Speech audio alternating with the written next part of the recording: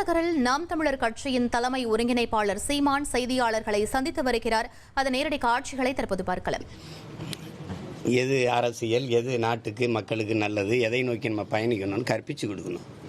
இவ்வளோ பேர் செத்து கிடக்கிறான். மறுபடி குஷி படம் மறு வெளியீடு வந்ததுக்கு போய் திரையரங்க வாசலில் இளம் பெண்களும் பிள்ளைகளும் போட்டு ஆட்டம் போட்டுக்கிட்டு இருக்கிறத பார்க்கும்போது மனசு இப்படி நிம்மதியாக இருக்குமா, இல்லை உறக்கம்தான் வருமா அவங்களுக்கு? எதை நோக்கிடா நம்ம சமூகம் போயிட்டுருக்கு, நாடு போயிட்டுருக்குன்னு பார்த்துட்டா வராதா? இல்லை, அவர் நீதிமன்றத்தை அணுகிறாங்களே, அதாவது அங்கே போய் அவங்க பாதிக்கப்பட்ட மக்களை போய் சந்திக்கணும், நீதிமன்றத்தை நாடி இருக்கிறாங்களே. ஏன்னா அவங்க அனுமதி மறுக்கிறதுனால தான் நாங்கள் போய் பார்க்க முடியும்னு சொல்லி இப்போ நீதிமன்றத்தை நாடி இருக்கிறாங்க. போய் கரூரில் பாதிக்கப்பட்ட மக்களை நான் சந்திக்கணும் அப்படின்னு நீதிமன்றத்தை நாடி இருக்கிறாங்க. அது அவங்க கட்சி, அவங்க முடிவு. அது எனக்கு அதில் கருத்து இல்லை. அவங்க போய் பார்க்குறதில்ல, அதில் கருத்து இல்லை, எனக்கு இது இல்லை.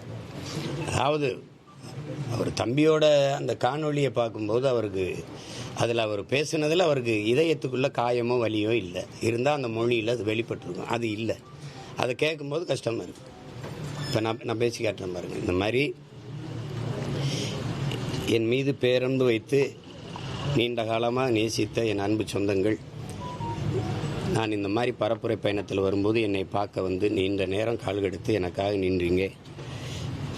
உங்களுக்கு நான் என்ன நன்றி கடன் எப்படி செலுத்த போகிறேன்னு தெரியல. நம்ம எல்லாரும் சேர்ந்து ஒரு நல்ல அரசியலை உருவாக்கி நல்ல ஆட்சியை நம்ம உருவாக்குவோம்.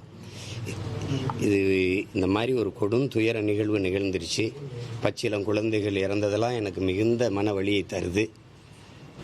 அதில் இவ்வளோ பேர் உயிரிழந்திருக்காங்க. அதுக்கு நானும் காரணமாயிட்டேன். இப்போ இந்த நிகழ்வை பொறுத்த வரைக்கும் தம்பி விஜய் அந்த இடத்துக்கு பரப்புரைக்கு போனதுனால தான் இது நிகழுது. நான் போகலைன்னா அது நிகழாதுல்ல. நான் போனதுனால தான் நிகழுது. அப்போ காரணம் யார்? மற்ற இடத்துலலாம் நடக்கலை, இங்கே ஏன் நடந்துச்சுன்னு சொல்கிறது இல்லை. அப்போ அந்த இடத்துல நடக்கணும்னு நினைக்கிறீங்களா? அந்த இடத்துல ஏன் நடக்கலைன்னு நினைக்கிறீங்களா? இங்கேருந்து பறந்து போகிற அந்த வெளிநாட்டுக்கு போகிற அந்த குஜராத்தில் வந்து பறந்து போகிற விமானம் மட்டும் ஏன் வெடிச்சதுன்னு கேட்பீங்களா? சொல்லுங்கள், அப்படி கேட்பீங்களா? எல்லாரும் போகிற பேருந்து விபத்துக்குள்ளால இந்த பேருந்து மட்டும் என் விபத்துக்குள்ளாச்சுன்னு கேட்பீங்களா? அப்படி கேட்குறதே தப்பு. ஆள் புகுந்தாங்க, கத்தியால் குத்துனாங்கன்னா மருத்துவமனையில் போய் பார்த்தேன். ஒருத்தர் கூட கத்தியால் கீர்ன காயத்தில் வந்து படுத்திருக்கலையே. காலில் கையில் காயம், கழுத்தில் காயம், எல்லாம் மிதிச்சுது.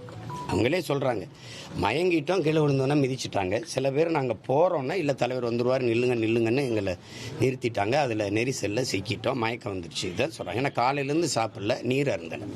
தம்பிக்கிட்டே கேட்குறாரு, தண்ணியை தூக்கி போடுங்க அப்படின்னு. ஒருத்தர் தேவைக்கு போடுறாரு. அப்போ சுற்றி இருக்க எல்லாம்